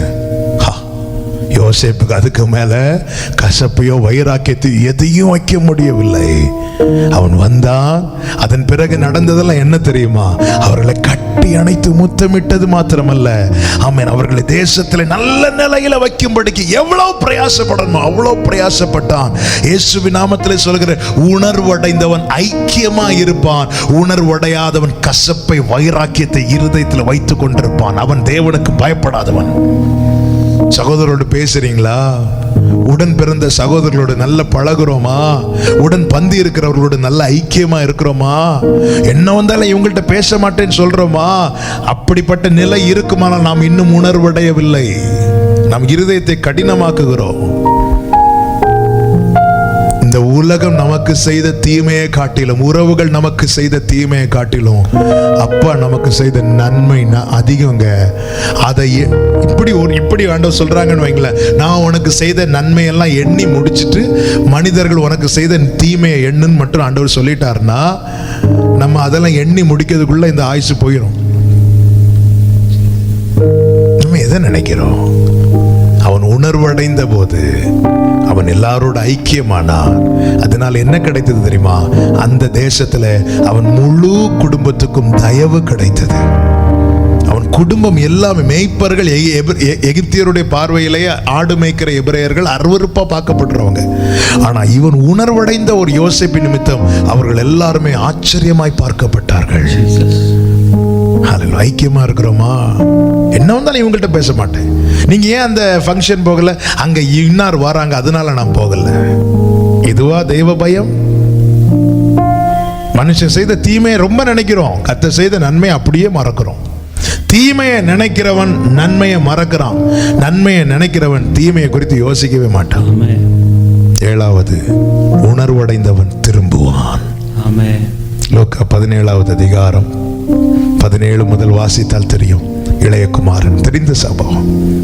அவன் உணர்வடைந்த போது அவன் தகப்பன் இடத்தில் திரும்பினான். எப்படி உணர்வடைந்தான் தெரியுமா? அவன் வாழ்க்கையில குறைச்சல் உண்டானது. குறைச்சல் உணர்வடைவதற்காக தேவன் அனுமதிக்கிறார். அதன் அர்த்தம் என்ன? அவனால் ஒரு டீ கூட சுயமா வாங்கி கொடுக்க முடியாத நிலை. இளையகுமாரனுடைய நிலைமை ரொம்ப பரிதாபம். தவிடு கூட சாப்பிடுறதுக்கு தகுதி இல்லாத ஒரு நிலையில தள்ளப்பட்டான். தகப்பன் உண்டு, இப்போ அப்பா இருக்கிறார், அப்பா கிட்ட நிறைய சொத்து இருக்கு, ஆகாரம் இருக்கு. அப்பாவினால் தன் தகப்பனால வேலைக்காரன் கூட பிரியாணி சாப்பிடுறான். ஆனா மகன் தூரமாய் போனது நிமித்தம், தகப்பனை பகைத்தது நிமித்தம் இன்னைக்கு அவனால ஒரு கிளாஸ் டீ கூட வாங்கி கொடுக்க முடியாத நிலை. இந்த குறைச்சல் அனுமதித்தது பிள்ளைய வேதனைப்படுத்தி வேடிக்கை பார்ப்பதற்கல்ல. நீ உணர்வடைய மாட்டாயா? அவன் உணர்வடைந்தான். உணர்வடைந்தவன் திரும்பினான். அவன் திரும்பி வருவதை தகப்பன் ஏக்கத்தோடு பார்த்து கொண்டிருக்கிறார். ஓசியா 2வது அதிகாரத்திலும் அதுதானே சொல்லப்பட்டிருக்கிறது. ஓசியா தீர்க்கதரிசன புஸ்தகம் அதனுடைய 2வது அதிகாரம் தன் ஜனத்தை குறித்து ஆண்டவர் இப்படி சொல்லுகிறார் பாருங்கள். ஆமென். 7வது வசனம் 6வது வசனம். ஆகையால் இதோ நான் உன் வழியை முள்ளுகளினால் அடைப்பேன், அவள் தன் பாதைகளை கண்டுபிடிக்க கூடாதபடிக்கு மதிலை எழுப்புவேன், அவள் தன் நேசர்களை பின்தொடர்ந்தும் அவர்களை சேருவதில்லை. 9வது வசனம் 9. ஆதலால் நான் என் தானியத்தை அதன் காலத்திலும் திராட்சரசத்தை அதன் காலத்திலும் திரும்ப எடுத்துக்கொண்டு தானியத்தை எடுத்துக்கொள்வேன், திராட்சரசத்தை எடுத்துக்கொள்வேன், வஸ்திரத்தை பிடுங்கிக் கொள்வேன், இப்படி எல்லாத்தையும் பிடுங்கிக் கொள்வேன் ஆண்டவர் சொல்றார். எதற்காக? எதற்காக? 7 கடைசி வாசியங்கள். அப்பொழுது அவள், நான் என் முந்தின புருஷனிடத்திற்கு திரும்பி போவேன். திரும்புறதுக்கு உன் வாழ்க்கையில் ஒரு குறைச்சல் அனுமதிக்கிறா. திரும்புறதுக்கு நீ அவர்கிட்ட திரும்பணும். உன்னை மீட்டெடுத்தவர்கிட்ட திரும்பணும். உன் வாழ்க்கை ஆசீர்வாதம் வரும்போது, கொஞ்சம் உயர்வு வரும்போது, கொஞ்சம் மேன்மை வரும்போது, உன்னை ரட்சித்த கண்மலை நீ மறக்கிறாயோ, உன்னை ஜெனிப்பித்த கண்மலை மறக்கிறாயோ, உன்னை அவரிடத்துல திரும்ப பண்ண உன்னை சீரோவாக்கிட்டார். திரும்பி பார், உன்னை ஹீரோவாக்குவார். திரும்பி பார். இங்கே அவள் திரும்புகிறாள். அவரிடத்திலே போகும்படி அவள் திரும்பின போது கர்த்தர் செய்கிற காரியம் என்ன? 14வது வசனத்தை வாசியுங்கள். ஆயினும் இதோ நான் அவளுக்கு நயங்காட்டி அவளை வனாந்திரத்திலே அழைத்து கொண்டு போய் அவளுடைய பட்சமாய் பேசி அவ்விடத்திலிருந்து அவளுக்கு அவளுடைய திராட்சை தோட்டங்களையும் நம்பிக்கையின் வாசலாக ஆகோரின் பள்ளத்தாக்கையும் கொடுப்பேன். அப்பொழுது அவள் அங்கே தன் இளவயது நாட்களில் தான் எகிப்து தேசத்திலிருந்து வந்த நாட்களில் பாடினது போல பாடுவாள். உனக்கு வாழ்க்கையில குறைச்சலை அனுமதித்தது நீ எதுவுமே இல்லாமல் இருக்கணுங்கிற நிலையில் அல்ல. நீ உணர்வடைந்து திரும்பணும். திரும்பி பார். எதை இழந்தாயோ எல்லாவற்றையும் உனக்கு தருவார். தருவது மாத்திரமல்ல, 19வது வசனத்தை வாசியுங்கள். நித்திய விவாகத்துக்கு உன்னை யார் வாழ்க்கையில் இந்த குறைச்சலை அனுமதிக்கிறார் தெரியுமா? யார் அவருடைய மனவாட்டியாக்க சித்தம் கொண்டிருக்கிறாரோ அவர்கள் வாழ்க்கையில நித்திய விவாகத்துக்கு உன்னை எனக்கு நியமித்துக் கொள்வேன். நீதியும் நியாயம் கிருபையும் உருக்க இரக்கமாய் உன்னை எனக்கு நியமித்துக் கொள்வேன். அவர் ஒரு வார்த்தை சொன்னாலே அதுல 100% உண்மை கேரண்டி. ஆனால் இதை 2 தடவை சொல்லிட்டு 3வது தடவை சொல்றார் பாருங்க. 20வது வசனம். உண்மையாய் உன்னை எனக்கு நியமித்துக் கொள்வேன். உண்மையாய் உன்னை எனக்கு நியமித்துக் கொள். ஏன் திரும்ப திரும்ப சொல்றார் தெரியுமா? எனக்குள்ள எவ்வளவு வேணும் டவுட் வந்துடக்கூடாது. இந்த விஷயத்துல எனக்குள்ள எவ்வளவு வேணும் சந்தேகம் வந்துடக்கூடாது. அதனால உன்னை நான் நியமித்துக் கொள்வேன், நியமித்துக் கொள்வேன், நியமித்துக் கொள்வேன். நீ கர்த்தரை அறிந்து கொள்வா. இளையகுமாரன் திரும்பி வந்தது எப்படி இருக்க வந்தான் தெரியுமா? தான் வேலைக்காரனாகவும் தன் தகப்பன் எஜமானாகவும் இருக்கும்படி வந்தான். ஆனால் அவனுக்கு பாராட்டின இரக்கம் என்ன தெரியுமா? அவனுக்கு கிடைக்கப்பட்ட கிருபை என்ன தெரியுமா? நீ வாப்பா, நீ என் பிள்ளை, அன்னைக்கு என் பிள்ளை, உன்னை நான் எனக்கு பிள்ளையாக்குன, என்னைக்கு நீ எனக்கு பிள்ளைதா, வா. அதற்கான அவன் இழந்த எல்லாவற்றையும் திரும்ப கொடுக்கிறார், கொடுத்து சேர்த்து கொள்ளுகிறார். உணர்ந்தவன் திரும்புவான். அவன் இழந்த மேன்மை பெற்றுக் கொண்டவனாய் சேர்க்கப்படுவான். ஆதி மனிதன் பாவம் செய்து மகிமை இழந்தான். அதன் விளைவுதான் எல்லாரும் பாவம் செய்து தேவ மகிமையற்றவர்களானார்கள். ஆனால் இந்த நாட்களிலே கர்த்தர் கிருபையின் சத்தத்தை கேட்க பண்ணுகிறார். எவன் ஒருவன் உணர்வடைவானோ அவன் திரும்புவான். அவனுக்கு அந்த மகிமை வஸ்திரமாய் தரிப்பிக்கப்படும். அவர்கள் மகிமையிலே சேர்த்து கொள்ளப்படுவார்கள். கைகளை உயர்த்தி ஆமென் சொல்லுங்க பார்க்கலாம். என்னை உணர்வுள்ளவனாக்கும், என்னை உணர்வடைய பண்ணுவீராக. முடிந்தால் முழங்காற்படிட்டு ஆண்டவர் சமூகத்தில் தாழ்த்தி 7 காரியங்களை சொன்னேன். உணர்வடைய தேவன் சிக்ஷிக்கிறார். உணர்வடைந்தவன் உடைந்து அழுவான். அவனுக்காக கர்த்தர் உருகுவார். உணர்வுடைய தேவன் கரத்தை சில வேளைகளில் பாரமாய் வைக்கிறார். உணர்வடைந்தவன் தன் பாவத்தை அறிக்கை செய்வான். அவனுக்கு தேவன் இறங்குவார். உணர்வுடைய தேவன் வசனத்தை அனுப்புகிறார், உபதேசிக்கிறார், சுவிசேஷத்தை சொல்லுகிறார், வார்த்தைகளை சொல்லுகிறார். உணர்வடைந்தவன் ஜீவ மார்க்கத்தை தேடுவான். அவனுக்கு தேவன் தெரியப்படுத்துவார். ஆமென். உணர்வடைந்தவன் தீமையை அகற்றுவான். அவர் பாசத்தை, அன்பு மேல அன்பை காட்டுறாரு. அன்பு மேல அன்பை காட்டுறது நீ செய்யறதெல்லாம் சரியில்லை, நீ எல்லாவற்றையும் சரியா செய் என்பதற்காக அன்பு பாசத்தினால உணர்வடைய பண்ணுகிறார். உணர்வடைந்தவன் தீமையை அகற்றுவான். அவன் குடும்பத்துக்கு ரட்சிப்பை தேவன் கொடுக்கிறார். உணர்வடைய தேவன் சந்திக்கிறார். உணர்வடைந்தவன் சித்தம் செய்ய துடிப்பான். அவனுக்கு தேவன் சித்தத்தை வெளிப்படுத்துவார். உணர்வடைய தேவன் ஆமென் ஹல்லேலூயா செய்த நன்மைகளை நினைவு கூற பண்ணுகிறார். உணர்வடைந்தவன் சகோதரோடு ஐக்கியமா இருப்பான். அவன் இருக்கிற இடத்துல மேன்மையா எண்ணப்படுவான். உணர்வுடைய தேவன் குறைவை அனுமதிக்கிறார், குறைச்சலை அனுமதிக்கிறார். உணர்வடைந்தவன் திரும்புவான். அவன் சேர்த்து கொள்ளப்படுவான். சபையே, உணர்வடைய மாட்டாயா? அன்பு சகோதர, அன்பு சகோதரி, உணர்வடைய மாட்டாயா? ஆவியானவர் சபைகளுக்கு சொல்லுகிறதை காதுள்ளவன் கேட்க கடவன். எல்லாரும் கண்களை மூடி அப்படியே உங்கள் வலது கரத்தை உயர்த்தி உங்கள் இடது கரத்தை இருதயத்தில் வைத்து ஆண்டவரை பார்த்து சொல்லுங்க பார்க்கலாம். ஓ, நானாக வந்திருக்கிறேன், உன் பிரசனத்தில் வந்திருக்கிறேன் என்று சொல்லுவோமா? நானாகவே வந்து நிற்கிறேன், பிரசனத்தில் வந்து நிற்கிறேன். நீர் இன்று என்னை ஏற்றுக்கொள்வீரா? ராஜ்யத்தில் சேர்த்து கொள்வீரா?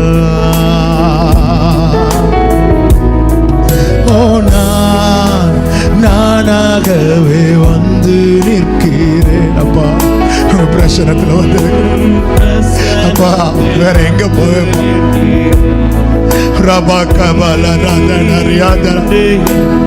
ஆண்டவர் சமூகத்தில் உண்மையாய் அர்ப்பணித்து கண்ணீரோடு அவர் சமூகத்தை தேடுகிறவன்.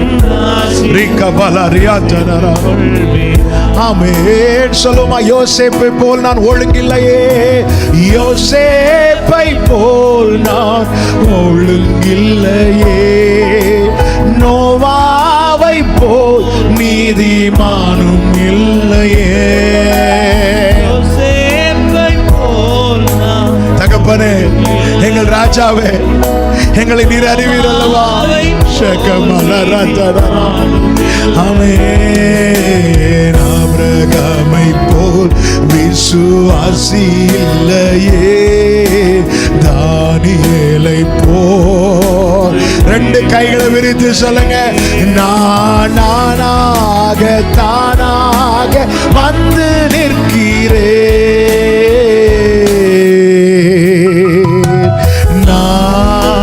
நானாகவே வந்திருக்கிறேன், பிரசனத்தில் வந்திருக்கிறேன். நீர் இன்று என்னை ஏற்றுக்கொள்வீரா? ராஜ்யத்தில் சேர்த்து கொள்வீரா? எஸ்தரை போல், ஆமென், மார்த்தாளை போல் நான் சேவிக்கலையே, மரியாளை போல் உம்மை நேசிக்கலையே, மார்த்தாளை போல் சலரத்தனரே, சொல்லுங்க, எஸ்தரை போல் எதையும், எஸ்தரை போல் எதையும் செய்யவில்லையே. எலிசபெத்தின் நற்குணங்கள் என்னில் இல்லையே. நான் வீணாகி பாழாகி வந்திருக்கிறேன்.